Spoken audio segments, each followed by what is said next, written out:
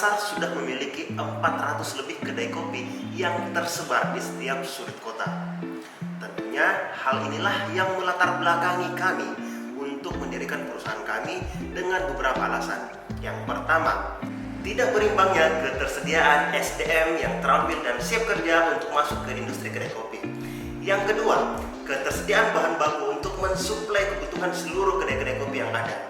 Dan yang ketiga adalah setiap kedai kopi dengan jumlah 400 lebih memiliki espresso coffee mesin yang dimana membutuhkan perawatan berkala minimal sekali dalam 6 bulan. Maka solusi yang kami berikan adalah yang pertama, kami mendirikan lembaga kursus dan pelatihan lembaga pelatihan kerja Kopi Edukasi sebagai perusahaan yang melatih kompetensi barista dalam hal skill, knowledge, dan attitude.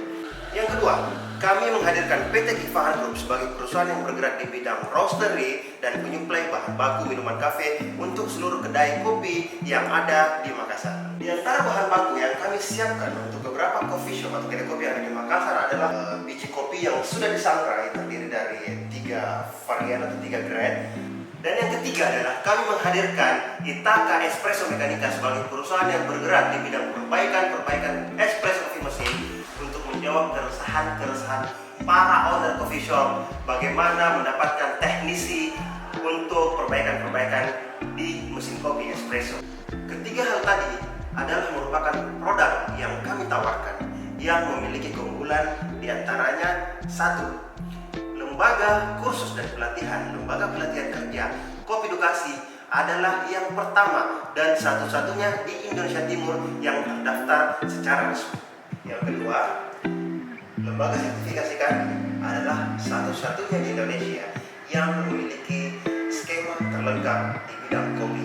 Yang ketiga, PT Gifahan Group membeli langsung green bean ke petani, kemudian kami menyangrai langsung kopi-kopi tersebut tentunya oleh seorang roaster yang kompeten. Yang keempat, Itaka Espresso Mekanika memiliki workshop sendiri dan disinilah tempat kami memperbaiki kerusakan-kerusakan yang terjadi pada espresso mesin. Bisnis model yang kami terapkan di perusahaan kami saat ini adalah untuk Gifahan dan Itaka Mekanika kami melakukan secara B2B atau business to business. Sedangkan untuk LKP, LPK Kopi Edukasi dan LSP Budaya Kopi kami melakukan secara business to government. Adapun revenue-nya khusus untuk Gifahan kami melakukan penjualan secara offline dan online. Sedangkan untuk business to government kami biasanya mengelola dana dari pemerintah baik dari kementerian maupun dinas terkait untuk menyelenggarakan kegiatan ataupun sertifikasi terhadap profesi-profesi yang ada di industri kopi.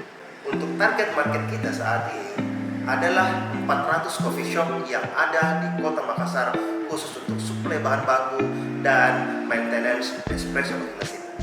Dalam menentukan HPP berbeda dari setiap perusahaan yang ada.